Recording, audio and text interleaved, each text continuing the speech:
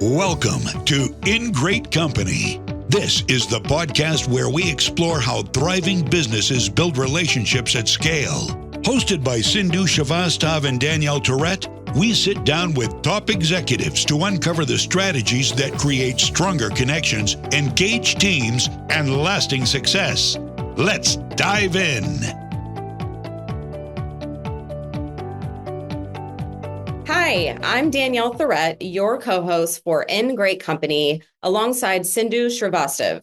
Together, we engage in conversations with business leaders to explore their strategies for connecting their companies to their shareholders, customers, employees, and partners. This episode is brought to you by We Crush Events, your ultimate partner in corporate event planning. At We Crush Events, we do just that, crush events. We know that a company's event is a reflection of its brand, and we're here to make sure it's nothing short of perfect. Whether you need help sourcing vendors or a full-scale, all-hands-on-deck approach, our expert team has the skills and connections to bring your vision to life.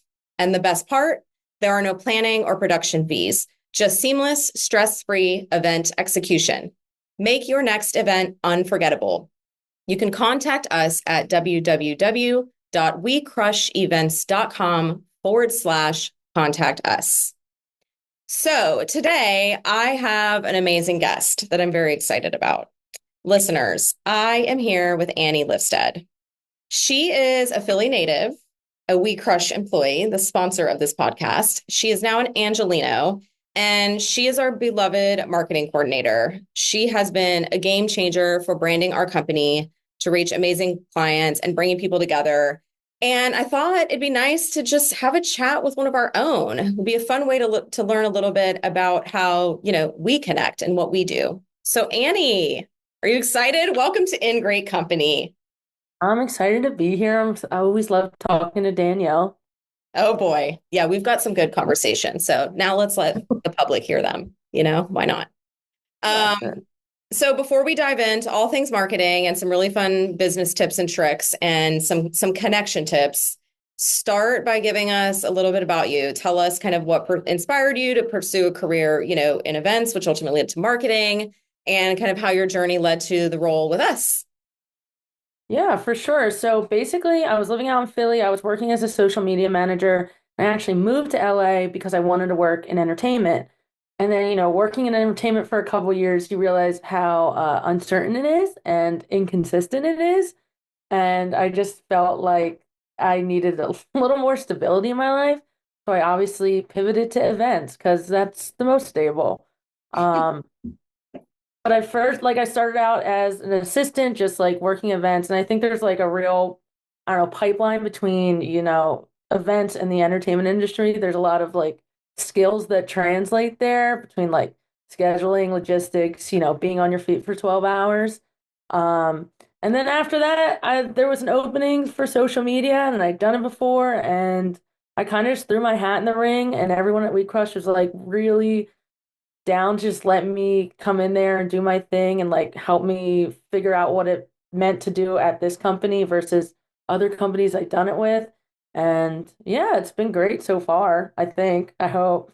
Oh yeah, you've been a huge help to the team. You keep us cool, as I always say, from the millennial voice over here. What's more stressful, entertainment events or corporate events? I feel like corporate events, honestly, because entertainment, Really? I feel like entertainment, at least when I was working in entertainment, it was more like there were so many more people between you and like what was going on. And like corporate events, at least what we're doing, like we are the buck stops here. Like we are, if there's an issue, like it's our problem and we have to fix it. Yeah, that's so true. Okay, interesting. I find that interesting that you think that corporate's more stressful, but I get it. I guess that makes sense. That's definitely something interesting. So as you know, we're all about, and Sindhu, the CEO, is all about, bringing people together and human connection. And we talk about this a lot and how we do this in authentic ways. So how do you see now serving in this marketing role with us? Like, I guess, how do you see that role in defining how you actually bring people together, not just us internally with our company, but with our customers? I mean, I think internally it's been great, like at least how our company functions, because at least in my role, there's a big emphasis on highlighting the CMs and coordinators' work and like highlighting people with celebratory cards. And, we're constantly talking and like putting people up.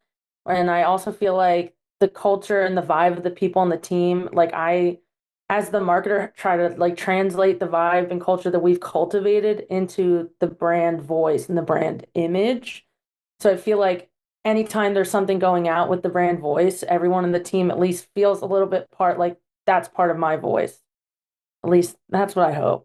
Yeah. Externally, like I see like marketing is like the bridge between us and our clients and our vendors. And when we like go to showcases, I take photos and I make a post about like we love our partners at this venue because like they do this, this, and that. And then they share it. And then, people that they've worked with see like, oh, I've worked with them before. And I feel like that kind of creates the community of like events, and at least like in LA, but also all the other cities that we service.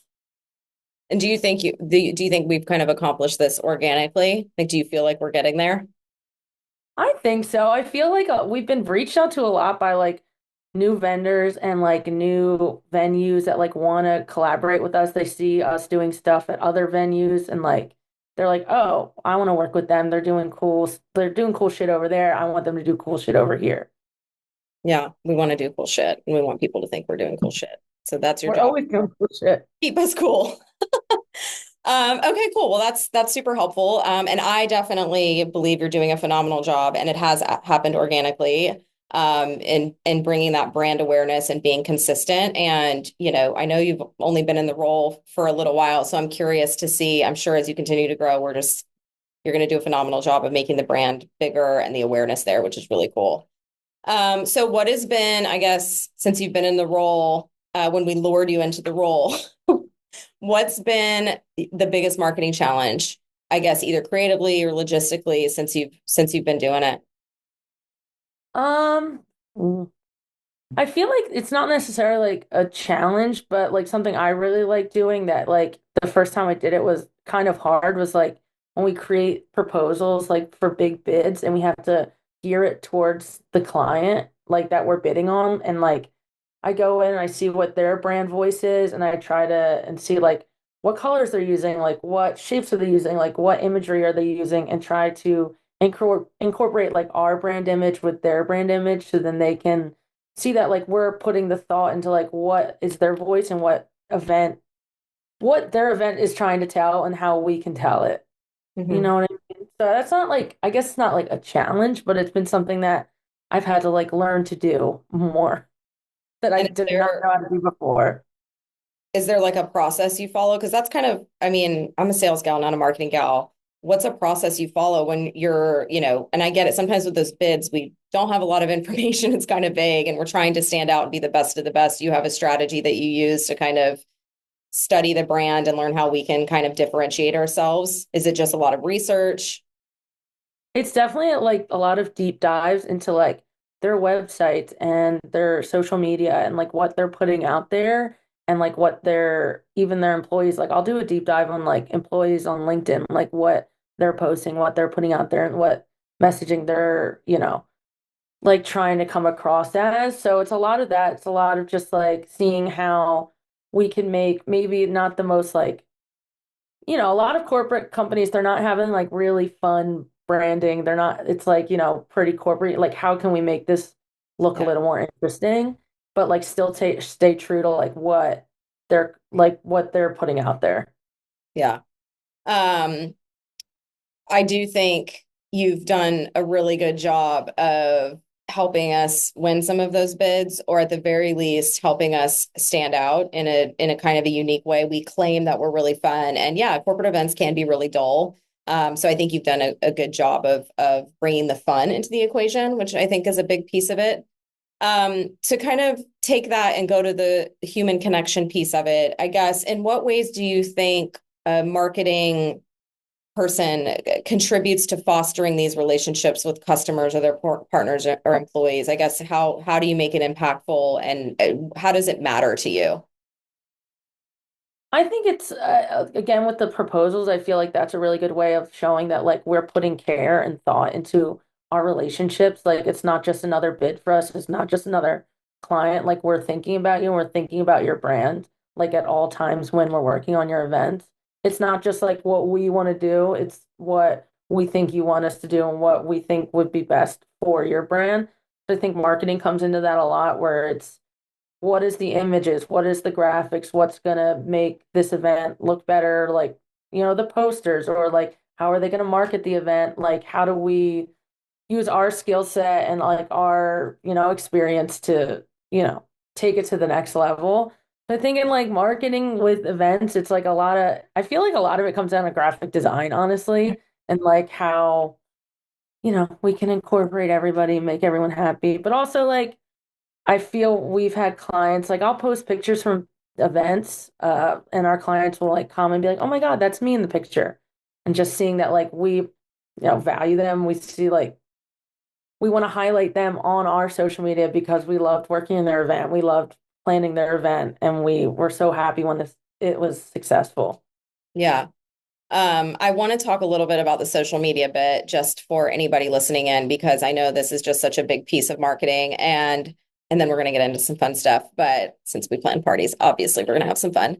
Tell me a little bit about I know you've come in and really helped grow our Instagram, Facebook, TikTok. Tell me a little bit. Well, first of all, what do you think we should be putting our focus on? Our company specifically, but I guess corporations in general. Do you think there should be a bigger push on TikTok?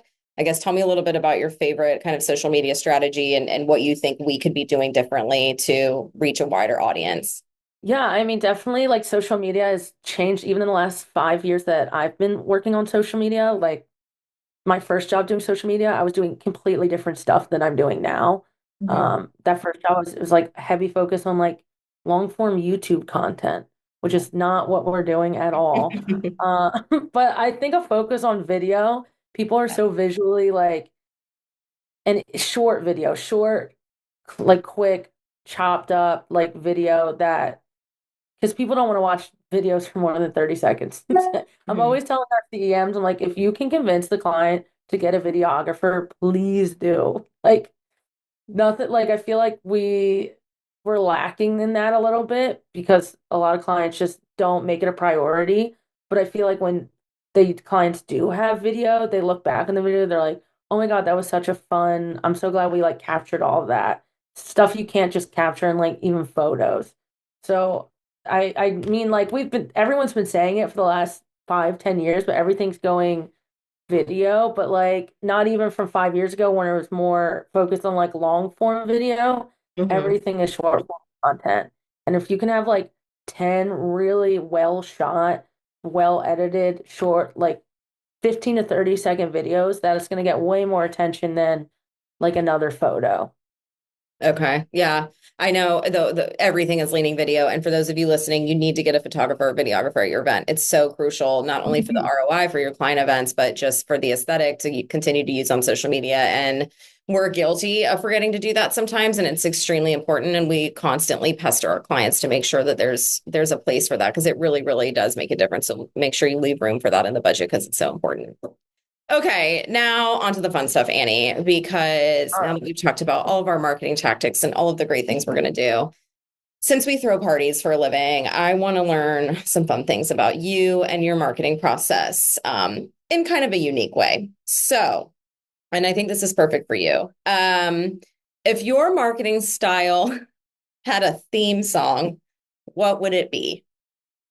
I thought about this and I think it's Sorry for Party Rocking by LMFAO because I will make videos or TikToks or whatever and I'll be like, this is hilarious. And then I'll take it to Vern, my boss, and she'll be like, you can't post that. That's not corporate friendly. And I'm like, sorry, I was having fun with it. Like, Yeah, can't we just bleep it? We can just bleep it. that's what I'm saying. But she was like, that you can't post that on the company Instagram. I'm like, you're right. I guess. Okay, well, it is So very on brand, minus the, I guess, foul language and a little bit corporate inappropriate, but that's super funny. And that actually makes perfect sense for what you're doing every day. That's hilarious. Does it play in your head while you're like working in Canva and posting on Instagram? Are you like singing that song to yourself? well, I've literally become the DJ at the office in LA. I don't Okay. let anyone play music, and it's a lot of like that and like Tiesto. So we can get really To get funky. everybody energized. Yeah, they don't like it, but I don't care. Okay, so you're the aux hog basically then. You play the music and they're not allowed to play their own. Yeah, and you know what, as the person there the longest, right behind Vern, I think I've earned that right.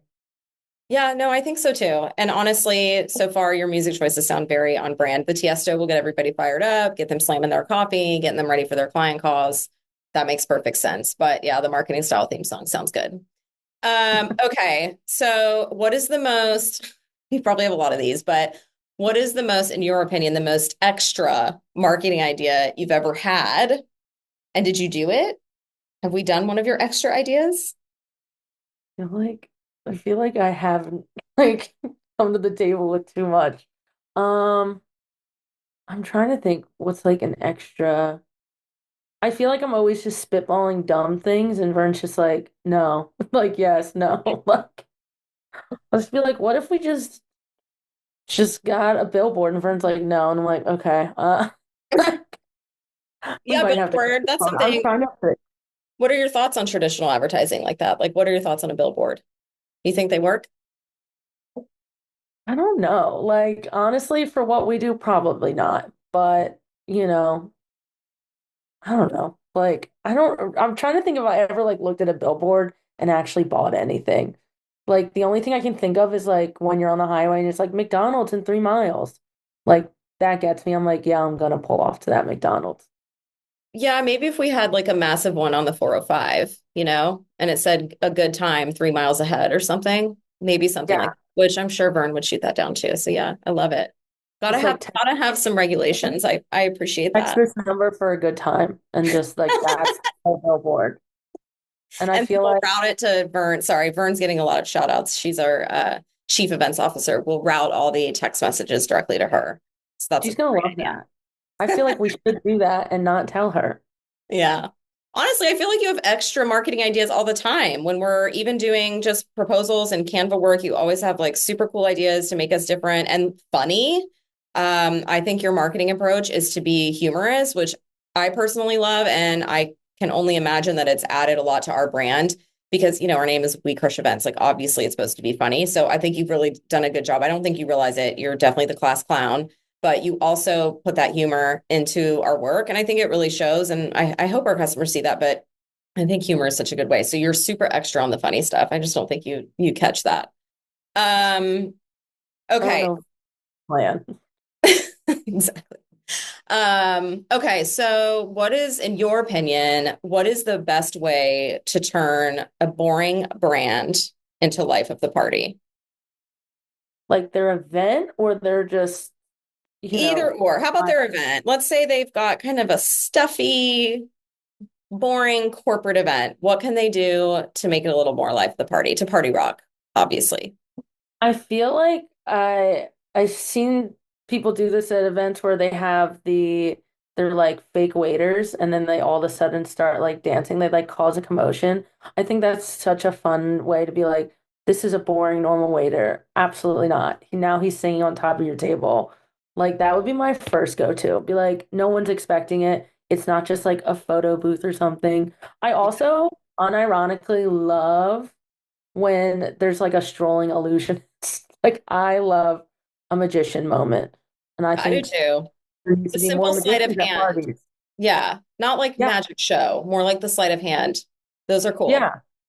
Because Yeah, like they can walk around, entertain everybody. There can be a big group, a small group. I think not enough clients have magicians, and I'm gonna pull for love them. it. You're the Only advocate for 25. magicians. I Yeah. love it. No, it is great. Well, what it does too is it keeps people that are in the crowd that are kind of like uncomfortable to chat with others, which can be awkward. The magicians that stroll, they kind of bring the groups together and get people talking. So it is a good way. And then the dancing waiters, yeah, it's like a flash mob.